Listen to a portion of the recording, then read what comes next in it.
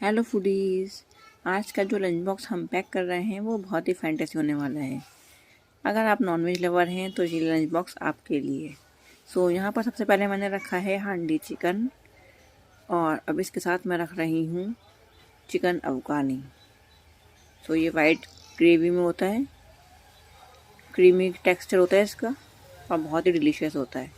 यहाँ रखा है हमने चिकन अफगानी और इसके साथ मैंने रखी है 2 बटर रोटी। ये रही हमारी रोटी और साथ में थोड़ा सा अनियन का सैलेड और हमारा लंच बॉक्स रेडी है। आई होप आपको मेरा ये लंच बॉक्स अच्छा लगा हो और ये लंच बॉक्स स्कूल के बच्चों के लिए बिल्कुल नहीं